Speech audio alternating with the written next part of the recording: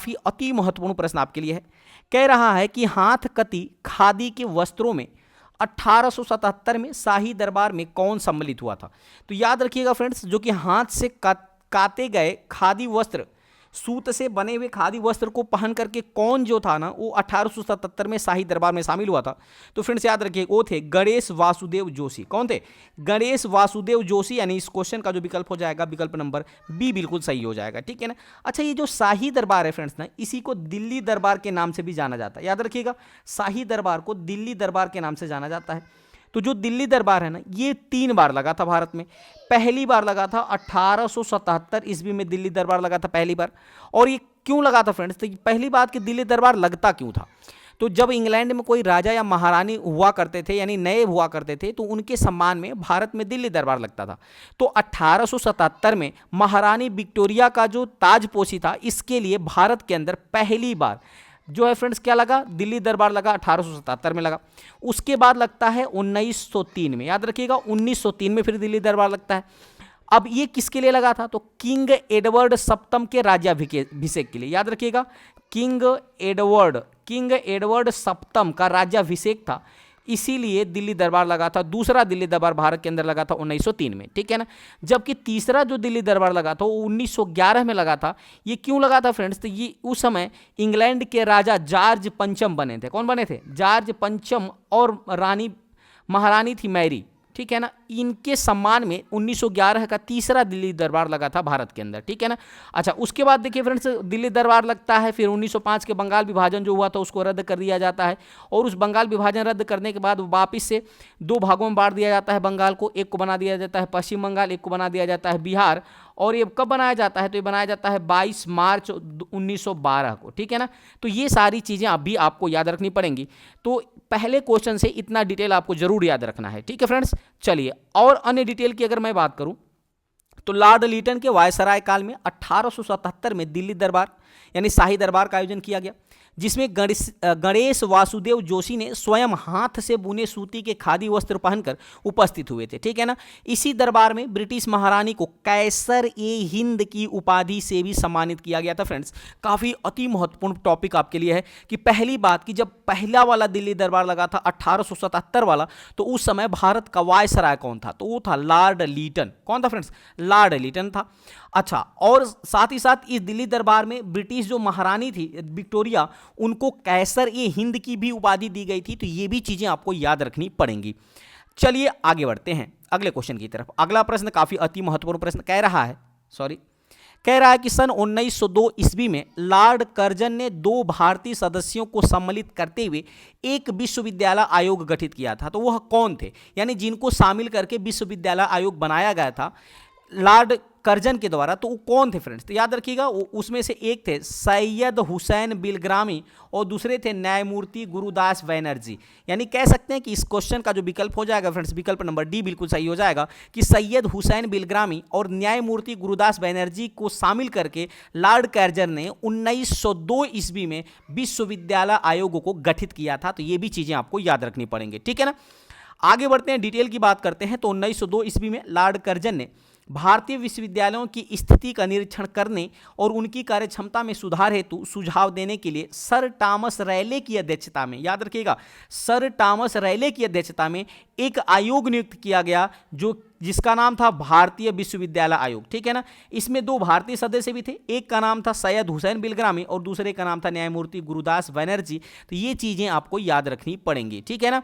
ये सारे के सारे प्रश्न ना विगत वर्ष में पूछे गए प्रश्न फ्रेंड्स, ये भी याद रखिएगा। ठीक है ना। जो भी मैं वीडियो कराता हूँ एक ऑथेंटिक वीडियो आपके लिए होता है और काफी अति महत्वपूर्ण होता है।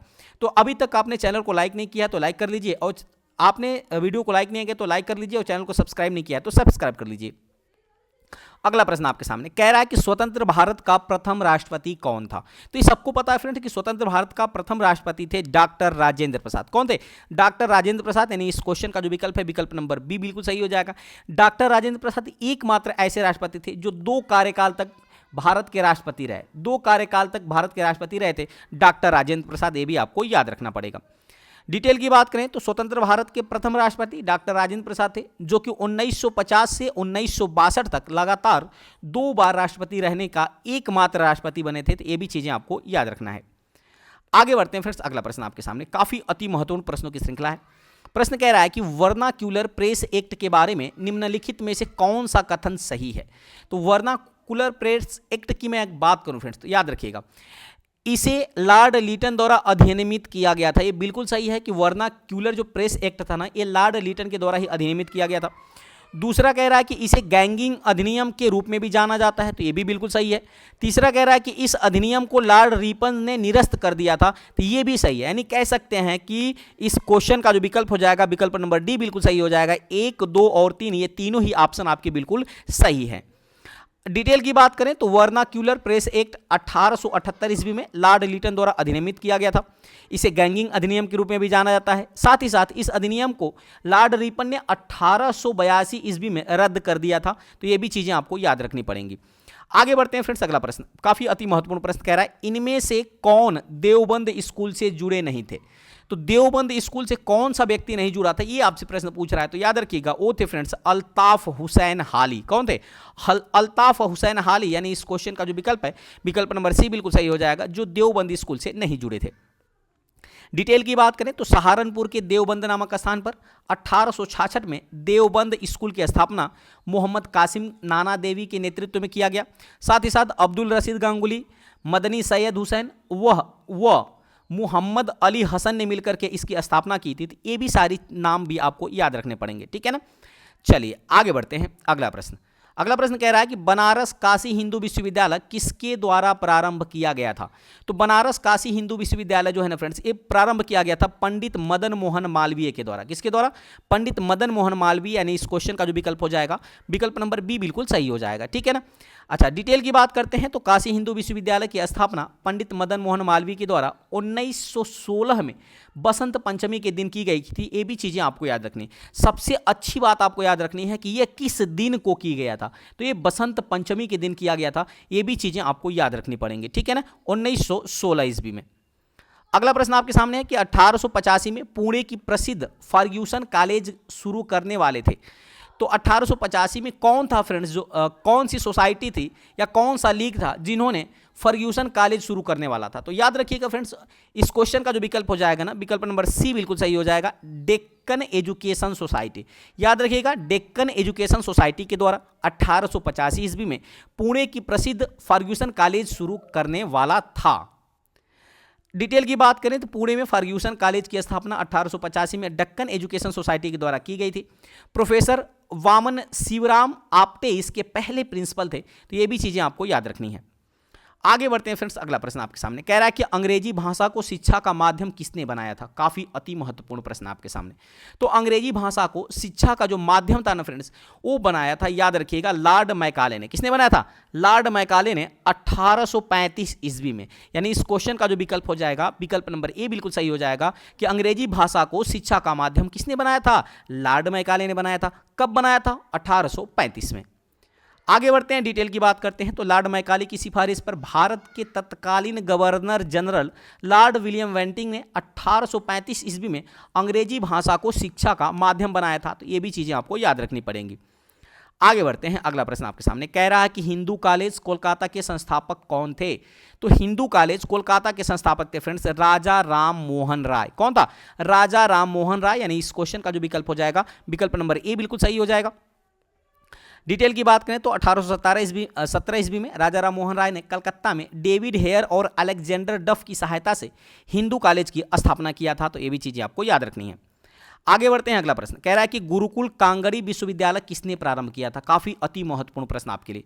गुरुकुल कांगड़ी विश्वविद्यालय की अगर मैं बात करूं फ्रेंड्स, तो इसकी शुरुआत किया था, याद रखिएगा, न तो स्वामी दयानंद सरस्वती ने किया था, न लाला लाजपत राय ने, न महात्मा हंसराज ने किया था। यानी कह सकते हैं कि इस क्वेश्चन का जो विकल्प हो जाएगा, विकल्प नंबर डी बिल्कुल सही हो जाएगा, उपरोक्त में से कोई नहीं। तो अब प्रश्न उठता है कि सर गुरुकुल कांगड़ी विश्वविद्यालय की स्थापना किसने किया था। तो याद रखिएगा, गुरुकुल कांगड़ी विश्वविद्यालय की जो स्थापना है ना, वो स्वामी श्रद्धानंद सरस्वती ने किया था। कहाँ किया था? हरिद्वार में किया था। कब किया था? 1901 में किया था, ठीक है ना। अच्छा, स्वामी श्रद्धानंद सरस्वती कौन था? तो ये फ्रेंड्स दयानंद सरस्वती का एक अनुयायी था, जिन्होंने 1901 ईस्वी में हरिद्वार के अंदर गुरुकुल कांगड़ी विश्वविद्यालय की स्थापना की थी। तो ये भी चीजें आपको याद रखनी पड़ेंगी, ठीक है ना। चलिए आगे बढ़ते हैं अगले प्रश्न की तरफ। अगला प्रश्न आपके सामने है कि भारत में प्रथम महिला विश्वविद्यालय की स्थापना किसने की थी। काफी अति महत्वपूर्ण प्रश्न। तो भारत में प्रथम महिला विश्वविद्यालय की स्थापना की मैं बात करूं तो वो किया था फ्रेंड्स डीके कर्वे ने। किसने किया था? डीके कर्वे ने। यानी इस क्वेश्चन का जो विकल्प हो जाएगा, विकल्प नंबर ए बिल्कुल सही हो जाएगा। फ्रेंड्स, वीडियो की क्वालिटी और कंटेंट देखकर आपको समझ में आ रहा होगा कि कितनी इंपॉर्टेंट प्रश्नों की श्रृंखला है। तो अभी तक आपने वीडियो को लाइक नहीं किया है तो लाइक कर दीजिएगा, चैनल को सब्सक्राइब नहीं किया है तो सब्सक्राइब करते हुए बेल आइकन दबाना मत भूलिएगा। डिटेल की बात करें तो भारत में महिलाओं के लिए बनाया गया सबसे पहला विश्वविद्यालय श्रीमती नाथीबाई दामोदर ठाकरसी विश्वविद्यालय था, जो कि 1916 को डॉक्टर धोंडो केशव कर्वे यानी डीके कर्वे के प्रयासों से स्थापित हुआ था। तो ये भी चीज़ें आपको याद रखनी पड़ेंगी। आगे बढ़ते हैं। अगला प्रश्न आपके सामने कह रहा है कि स्वतंत्र भारत के प्रथम शिक्षा सुधार आयोग का नाम क्या था। तो स्वतंत्र भारत के प्रथम शिक्षा सुधार आयोग का नाम जो था फ्रेंड्स वो था राधा कृष्णन आयोग। क्या था? राधा कृष्णन आयोग। यानी इस क्वेश्चन का जो विकल्प हो जाएगा, विकल्प नंबर बी बिल्कुल सही हो जाएगा। डिटेल की बात करते हैं तो वर्धा जो शिक्षा आयोग था ये कब बना था? तो 1937 में बना था। राधा कृष्णन आयोग कब आया? 1948-49 के दौरान। कोठारी शिक्षा आयोग कब बना था? तो 1964-66 के दौरान। जबकि विश्वविद्यालय अनुदान आयोग जो बना था वो 1953 के दौरान बना था। तो अच्छा, यहाँ से प्रश्न कैसे पूछ सकता है? प्रश्न पूछ सकता है कि निम्न में से कौन सी आयोग पहले गठित हुआ था। तो ऐसे आपके एग्जाम में प्रश्न बन जाएगा। तो पहले बात करें तो वर्धा आयोग बना था, दूसरे नंबर पे बात करें तो राधा कृष्णन आयोग बना था, तीसरे नंबर पे बात करें तो विश्वविद्यालय आयोग बना था, जबकि चौथे की बात करें तो बना था कोठारी आयोग। तो ये भी क्रम आपको याद रखना जरूरी है। आगे बढ़ते हैं। अगला प्रश्न कह रहा है कि निम्नलिखित में से किसने भारतीयों के लिए पाश्चात्य संस्कृति को लागू करने की वकालत की थी। तो याद रखिएगा फ्रेंड्स, इनमें से कौन ऐसे व्यक्ति थे जिन्होंने भारतीयों के लिए पाश्चात्य संस्कृति को लागू करने की वकालत किया था। तो फ्रेंड्स याद रखिएगा वो था लॉर्ड मैकाले। कौन था? Lord Macaulay. यानी इस क्वेश्चन का जो विकल्प हो जाएगा, विकल्प नंबर ए बिल्कुल सही हो जाएगा। डिटेल की बात करते हैं तो लॉर्ड मैकाले ने अंग्रेजी भाषा को अपना सरकारी भाषा तथा शिक्षा का माध्यम 1835 में बनाया था। तो ये भी चीजें आपको याद रखनी है। अगला प्रश्न आपके सामने काफी अति महत्वपूर्ण प्रश्न कह रहा है नेशनल काउंसिल ऑफ एजुकेशन की स्थापना कब हुई थी। तो नेशनल काउंसिल ऑफ एजुकेशन की मैं स्थापना की बात करूं फ्रेंड्स, याद रखिएगा ये हुआ था 15 अगस्त 1906 को। कब हुआ था? 15 अगस्त 1906 को नेशनल काउंसिल ऑफ एजुकेशन की स्थापना हुई थी। यानी विकल्प नंबर डी बिल्कुल सही हो जाएगा। आगे बढ़ते हैं। डिटेल की बात करते हैं तो 15 अगस्त 1906 को राष्ट्रीय शिक्षा परिषद यानी नेशनल काउंसिल ऑफ एजुकेशन की स्थापना हुई थी। अगला प्रश्न आपके सामने कह रहा है कि एक अच्छे यूरोपीय पुस्तकालय की एक अलमारी भारत तथा अरब के संपूर्ण साहित्य से अधिक मूल्यवान है, यह किसने कहा था। काफी अति महत्वपूर्ण प्रश्न, याद रखिएगा फ्रेंड्स, इसको कहा था टीवी मैकाले ने। किसने किया था? टीवी मैकाले ने। यानी इस क्वेश्चन का जो विकल्प है, विकल्प नंबर ए बिल्कुल सही हो जाएगा। टीवी मैकाले ने कहा था कि एक अच्छे यूरोपीय पुस्तकालय की जो एक अलमारी है ना, वो भारत तथा अरब के संपूर्ण साहित्य से कहीं अधिक मूल्यवान है। इस कथन को कहा था टीवी मैकाले ने। काफी अति महत्वपूर्ण प्रश्न हो जाता है। डिटेल की बात करें तो आंग्ल प्राच्य विवाद के दौरान लॉर्ड विलियम वेंटिंग मैकाले को लोक शिक्षा समिति का अध्यक्ष नियुक्त किया था और मैकाले ने ही आंग्ल भाषा का समर्थक माना जाता है।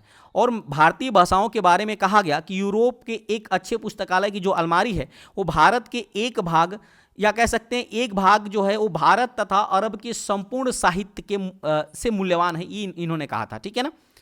आगे बढ़ते हैं। अगला प्रश्न कह रहा है कि 1873 में किसने सत्यशोधक समाज को स्थापित किया था।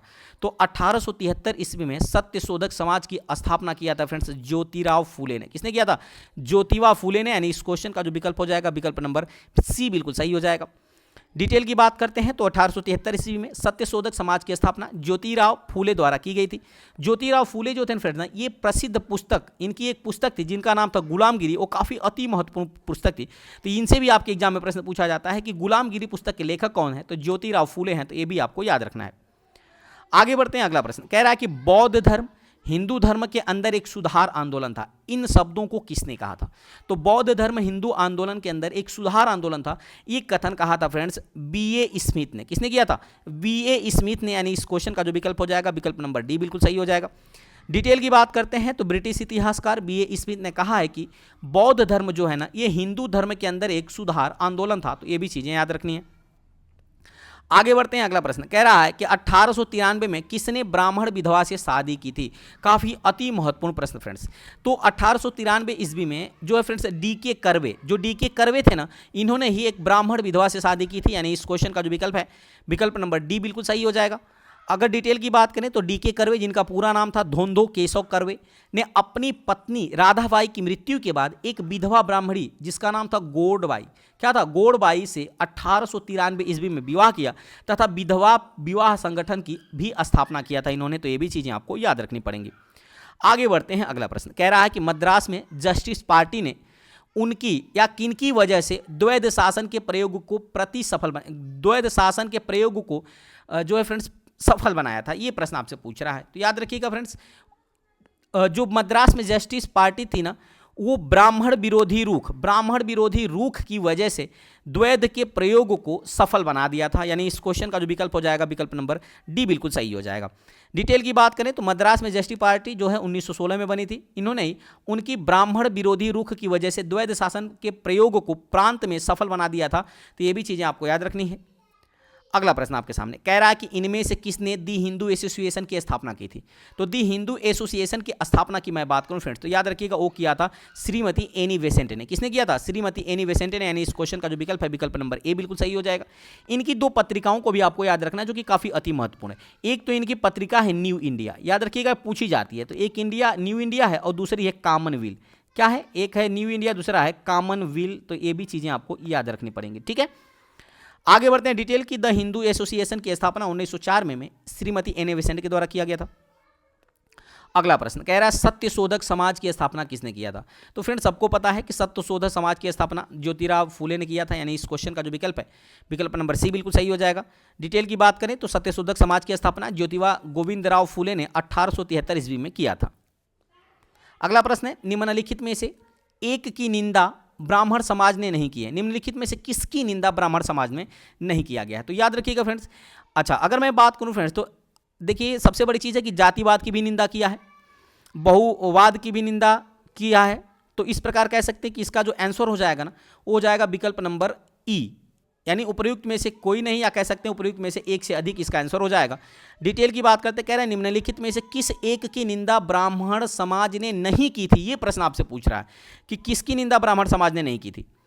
तो याद रखिएगा सबसे बड़ी चीज़ है कि जातिवाद की भी किया था और बहुवाद, देखिए बहुविवाह, जातिवाद की तो किया था, अवतारवाद का किया था, जबकि बहुविवाद और पर्दा प्रथा का नहीं किया था। तो इसका इस प्रकार कह सकते हैं उपयुक्त में से एक से अधिक हो जाएगा ना। डिटेल की बात करते हैं तो ब्रह्म समाज ने बहुत सी सामाजिक बुराइयों एवं कुरीतियों जैसे बहुदेववाद, अवतारवाद, सती प्रथा, जाति प्रथा, रूढ़ियों तथा बाल विवाह इत्यादि के विरुद्ध आवाज उठाई थी। जबकि बहुविवाह, याद रखिएगा जो है फ्रेंड्स, बहुविवाह और पर्दा प्रथा पर इन्होंने आवाज नहीं उठाया था। तो कह सकते हैं एक से अधिक हो जाएगा। आगे बढ़ते हैं। अगला प्रश्न कह रहा है किसने दासता की संस्था की आलोचना की और इसको गैर इस्लामी वर्णित किया था। किसने दासता की संस्था की आलोचना किया था और इसको गैर इस्लामी वर्णित किया था? तो याद रखिएगा फ्रेंड्स, वो किया था सैयद अहमद खान ने। किसने किया था? सैयद अहमद खान ने। यानी इस क्वेश्चन का जो विकल्प है, विकल्प नंबर डी बिल्कुल सही हो जाएगा। डिटेल की बात करते हैं तो सैयद अहमद खान ने परिमुरीदी तथा दास प्रथा को इस्लाम के विरुद्ध बताया था। साथ ही साथ 1864 ईस्वी में कलकत्ता में साइंटिफिक सोसाइटी तथा 1875 ईस्वी में अलीगढ़ में मुस्लिम एंग्लो ओरिएंटल कॉलेज की भी स्थापना किया था सैयद अहमद खान ने। तो ये भी चीज़ें आपको याद रखनी पड़ेगी, ठीक है ना। 1864 में कलकत्ता में साइंटिफिक सोसाइटी की स्थापना किया था। 1875 में मुस्लिम एंग्लो ओरिएंटल कॉलेज की स्थापना किया था सर सैयद अहमद खान ने। तो ये भी चीज़ें आपको याद रखनी है। आगे बढ़ते हैं। अगला प्रश्न कह रहा है कि पूरे सार्वजनिक सभा की स्थापना किसने किया था। तो पूरे सार्वजनिक सभा की स्थापना की बात करें फ्रेंड्स तो याद रखिएगा वो किया था 1870 ईस्वी में महादेव गोविंद रानाडे ने। किसने किया था? 1870 ईस्वी में महादेव गोविंद रानाडे ने। यानी इस क्वेश्चन का विकल्प नंबर बी बिल्कुल सही हो जाएगा। डिटेल की बात करें तो पूना सार्वजनिक सभा की स्थापना 2 अप्रैल 1870 को महादेव गोविंद रानाडे के द्वारा की गई थी। आगे बढ़ते हैं। अगला प्रश्न कह रहा है कि आर्य समाज की स्थापना किसने की थी। काफी अति महत्वपूर्ण प्रश्न है। तो आर्य समाज की स्थापना किसने किया था? तो स्वामी दयानंद सरस्वती के द्वारा आर्य समाज की स्थापना की गई थी। यानी विकल्प नंबर सी बिल्कुल सही हो जाएगा। डिटेल की बात करते हैं तो आर्य समाज की स्थापना स्वामी दयानंद सरस्वती के द्वारा 1875 ईस्वी में बंबई के अंदर किया गया था, तो स्थान भी याद रखना है। तथा 1877 में इसका मुख्यालय लाहौर बनाया गया था, तो ये भी चीज़ें आपको याद रखनी है। अगला प्रश्न आपके सामने कह रहा है कि यूनाइटेड पैट्रियोटिक एसोसिएशन की स्थापना किसने की थी? तो यूनाइटेड पैट्रियोटिक एसोसिएशन की जो स्थापना किया था फ्रेंड्स, वो किया था सर सैयद अहमद ने। किसने किया था? सर सैयद अहमद ने, यानी इस क्वेश्चन का विकल्प नंबर ए बिल्कुल सही हो जाएगा। अगर डिटेल की बात करें तो यूनाइटेड पैट्रियोटिक एसोसिएशन की स्थापना 1888 ईस्वी में सर सैयद अहमद खां एवं बनारस के राजा शिव प्रसाद सिंह ने किया था, तो ये भी चीज़ें आपको याद रखनी पड़ेंगी।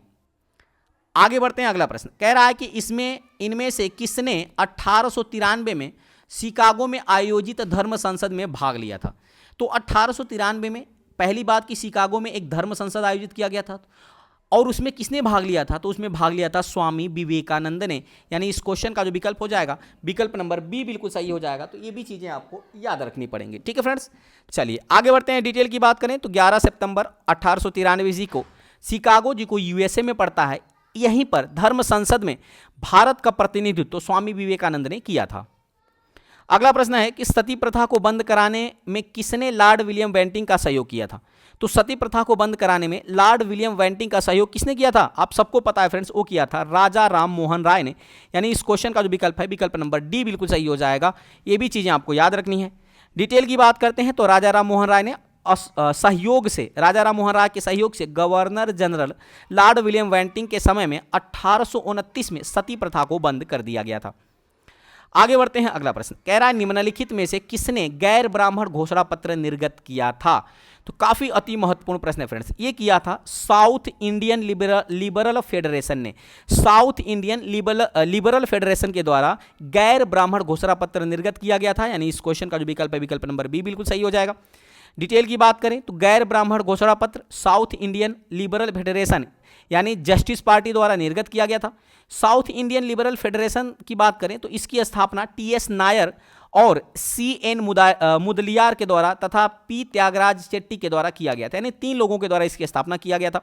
टी.एस. नायर, सी.एन. मुदलियार और पी. त्यागराज चेट्टी के द्वारा इसकी स्थापना किया गया था साउथ इंडियन लिबरल फेडरेशन की। अगला प्रश्न आपके सामने है कि किस घटना को राष्ट्रीय स्वतंत्रता के मुस्लिम युद्ध के रूप में जाना जाता है? तो राष्ट्रीय स्वतंत्रता के मुस्लिम युद्ध के रूप में जाना जाता है फ्रेंड्स वहाबी आंदोलन। काफी अति महत्वपूर्ण, किसको? वहाबी आंदोलन को जाना जाता है, यानी इस क्वेश्चन का विकल्प नंबर बी बिल्कुल सही हो जाएगा। डिटेल की बात करते हैं तो वहाबी आंदोलन को मुस्लिम स्वतंत्रता संग्राम या राष्ट्रीय स्वतंत्रता के मुस्लिम युद्ध के रूप में जाना जाता है।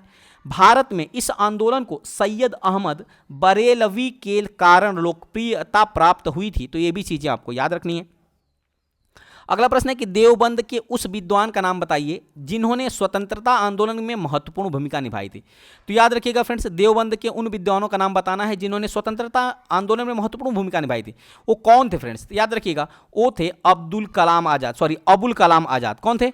अबुल कलाम आजाद, यानी इस क्वेश्चन का जो विकल्प है विकल्प नंबर ए बिल्कुल सही हो जाएगा।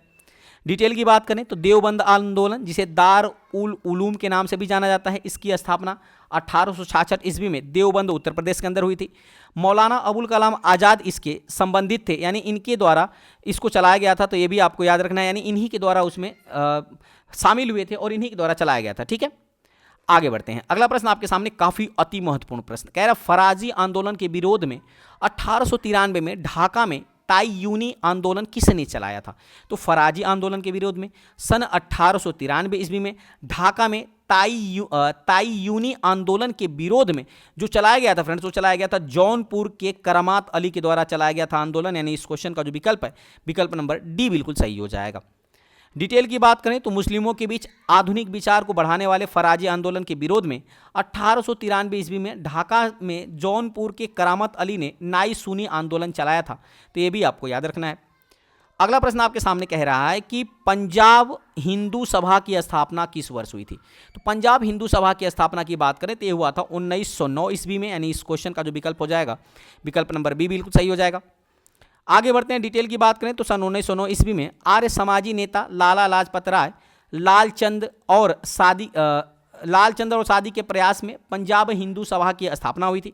लाहौर में इनका प्रथम अधिवेशन मदन मोहन मालवीय की अध्यक्षता में हुआ था, तो ये भी चीज़ें आपको याद रखनी पड़ेंगी।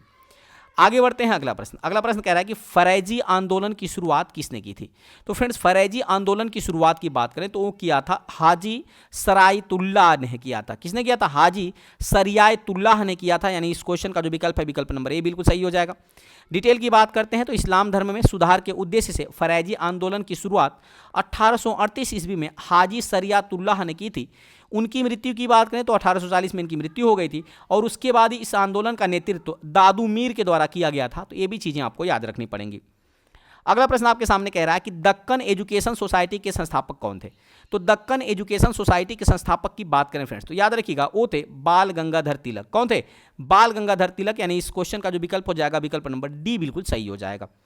डिटेल की बात करते हैं तो दक्कन एजुकेशन सोसाइटी की स्थापना 24 अक्टूबर 1884 ईस्वी में बाल गंगाधर तिलक, विष्णु शास्त्री चिपड़ुलकर, गोपाल गणेश अगरकर, महादेव भल्लाल, नाम जोशी एवं बामन शिवराम आप्टे के द्वारा किया गया था। इसका मुख्यालय पुणे में बनाया गया था। तो ये भी चीज़ें आपको याद रखनी पड़ेंगी।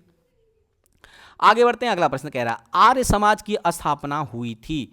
तो फ्रेंड्स आर्य समाज की स्थापना हुई थी याद रखिएगा 1875 ईस्वी में। किसने किया था? तो स्वामी दयानंद सरस्वती के नेतृत्व में आर्य समाज की स्थापना की गई थी। डिटेल की बात करें तो आर्य समाज की स्थापना 1875 ईस्वी में दयानंद सरस्वती ने कहाँ किया था? बॉम्बे में किया था। अगला प्रश्न है इनमें से किस महिला समाज सुधारक को पंडिता कहा जाता था। तो किसको पंडिता कहा जाता है यानी पंडित कहा जाता था? तो याद रखिएगा फ्रेंड्स रमाबाई को। याद रखिएगा रमाबाई को पंडिता रमाबाई के नाम से जाना जाता था। यानी इस क्वेश्चन का जो विकल्प हो जाएगा विकल्प नंबर बी बिल्कुल सही हो जाएगा। डिटेल की बात करें तो संस्कृत ज्ञान के कारण रमाबाई को पंडिता रमाबाई के नाम से जाना जाता है। 1882 ईस्वी में इन्होंने आर्य महिला सभा की भी स्थापना की थी। तो काफ़ी अति महत्वपूर्ण प्रश्न, आर्य महिला सभा की स्थापना किसने किया था? तो फ्रेंड्स 1882 ईस्वी में पहली बार किया गया था। और किसने किया था? तो पंडिता रमाबाई के द्वारा किया गया था। तो ये भी चीज़ें आपको याद रखनी पड़ेगी। अगला प्रश्न आपके सामने कह रहा है कि बंगाल की एशियाटिक सोसाइटी की स्थापना किसने किया था। तो फ्रेंड्स बंगाल की एशियाटिक सोसाइटी की स्थापना किया था सर विलियम जोन्स ने। किसने किया था? सर विलियम जोन्स ने। यानी इस क्वेश्चन का विकल्प नंबर बी बिल्कुल सही हो जाएगा। डिटेल की बात करें तो सर विलियम जोन्स ने 1874 ईस्वी में बंगाल एशियाटिक सोसाइटी की स्थापना किया था। अगला प्रश्न आपके सामने, भारतीयों का कौन सा वर्ग पाश्चात्य संस्कृति से प्रभावित था। तो याद रखिएगा फ्रेंड्स भारतीयों का जो शिक्षित वर्ग था ना, शिक्षित हिंदू मध्यम वर्ग जो था ना, ये पाश्चात्य संस्कृति से प्रभावित था। यानी इस क्वेश्चन का जो विकल्प है विकल्प नंबर सी बिल्कुल सही हो जाएगा। डिटेल की बात करें तो शिक्षित हिंदू मध्यम वर्ग पाश्चात्य संस्कृति से सबसे ज्यादा प्रभावित था। अगला प्रश्न आपके सामने कह रहा है कि ब्रिटिश काल में भारत में हिंदू विधवा पुनर्विवाह कानून के लिए किसे श्रेय दिया जाता है। तो ब्रिटिश काल के दौरान भारत में हिंदू विधवा पुनर्विवाह कानून के लिए जो श्रेय दिया जाता है फ्रेंड्स, वो दिया जाता है ईश्वर चंद्र विद्यासागर को। किसको दिया जाता है? ईश्वर चंद्र विद्यासागर। यानी इस क्वेश्चन का विकल्प नंबर ए बिल्कुल सही हो जाएगा। डिटेल की बात करें तो जुलाई 1856 को ईश्वर चंद्र विद्यासागर तथा अक्षय कुमार दत्ता के प्रयासों से हिंदू विधवा पुनर्विवाह अधिनियम 1856 लागू हुआ था। इस अधिनियम का ड्राफ्ट लॉर्ड डलहौजी द्वारा तैयार किया गया था, ठीक है ना, और इस अधिनियम को कैनिंग के समय पारित किया गया था। तो ये भी सारी चीज़ें आपको याद रखनी पड़ेंगी। पहली बात कि इस अधिनियम को देखिए, पूछा प्रश्न क्या है कि ब्रिटिश काल में भारत में हिंदू विधवा पुनर्विवाह कानून किसका श्रेय जाता है। तो ये जाता है ईश्वरचंद्र विद्यासागर को। पहली बात किनके प्रयासों से लागू हुआ था। तो ये प्रयास से लागू हुआ था फ्रेंड्स, याद रखिएगा किनके प्रयास से। तो अक्षय कुमार और चंद्र विद्यासागर के प्रयास से, ठीक है। अच्छा, अगर मैं बात करूं कि इस अधिनियम का ड्राफ्ट किसने तैयार किया था, तो लॉर्ड डलहौजी ने तैयार किया था।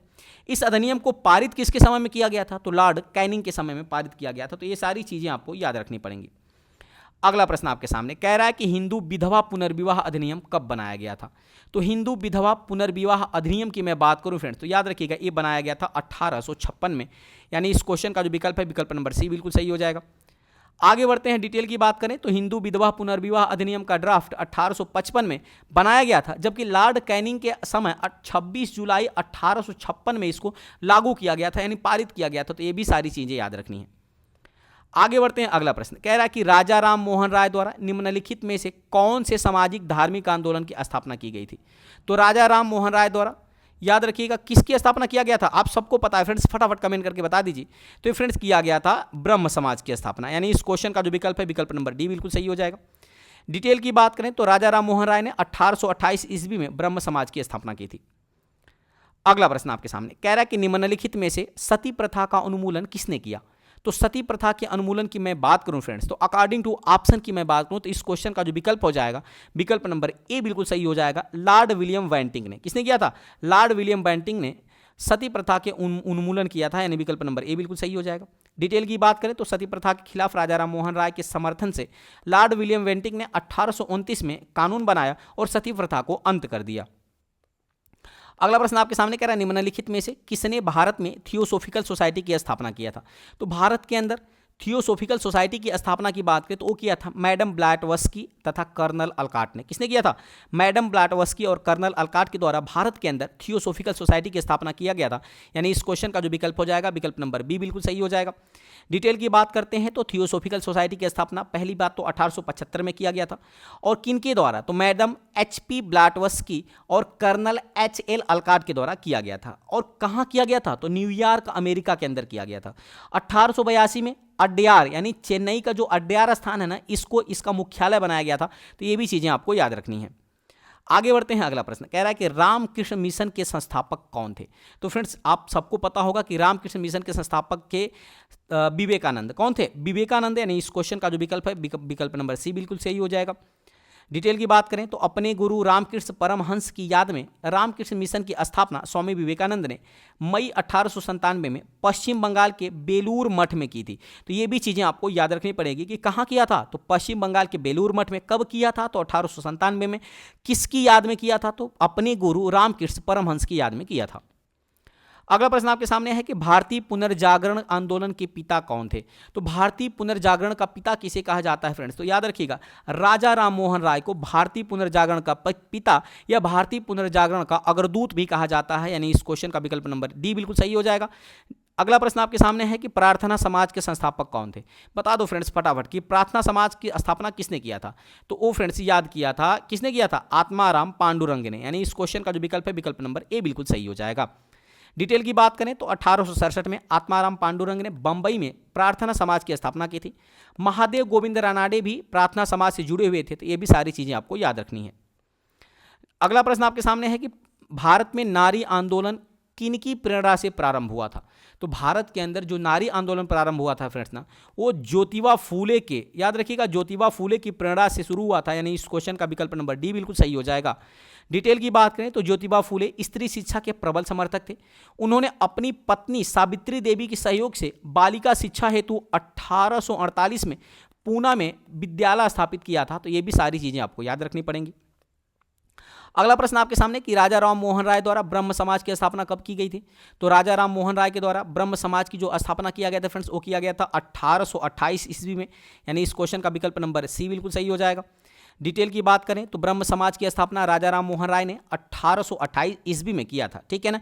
इसके बाद महर्षि देवेंद्रनाथ टैगोर के नेतृत्व में, किसके नेतृत्व में किया था, तो महर्षि देवेंद्रनाथ टैगोर के नेतृत्व में किया गया था। फिर केशव चंद्र सेन ब्रह्म समाज के धर्म आचार्य नियुक्त किए गए। उसके बाद 1865 में केशव चंद्र सेन ने आदि ब्रह्म समाज की स्थापना की। फिर 1878 ईस्वी में केशव चंद्र सेन द्वारा अपनी अल्पवयस्क पुत्री का विवाह कूच बिहार के राजा से करने के कारण उनके अधिकांश जो अनुयायी थे ना, उनसे रूठ गए और नए ब्रह्म समाज यानी साधारण ब्रह्म समाज के बना लिया। तो ये भी चीजें आपको याद रखनी है। आगे बढ़ते हैं, अगला प्रश्न आपके सामने कह रहा है कि दयानंद सरस्वती द्वारा स्थापित किया गया था। तो आर्य समाज, यानी विकल्प नंबर बी बिल्कुल सही हो जाएगा।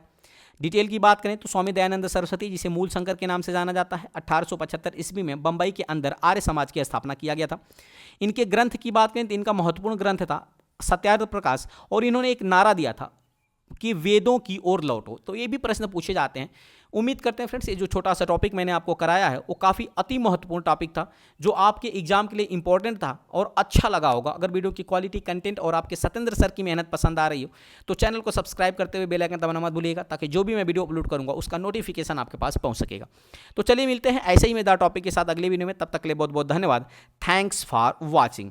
और इंपॉर्टेंट वीडियो देखने के लिए आप हमारे प्लेलिस्ट में जाइए, वहाँ पे काफ़ी अति महत्वपूर्ण प्रश्न कराया हुआ है मैंने BPSC TRE 3.0 के री एग्जाम के लिए, तो उसको आप जरूर देखिएगा और अपनी तैयारी को धार दीजिए। तो चलिए मिलते हैं मजेदार टॉपिक के साथ अगली वीडियो में। तब तक के लिए बहुत बहुत धन्यवाद। Thanks for watching.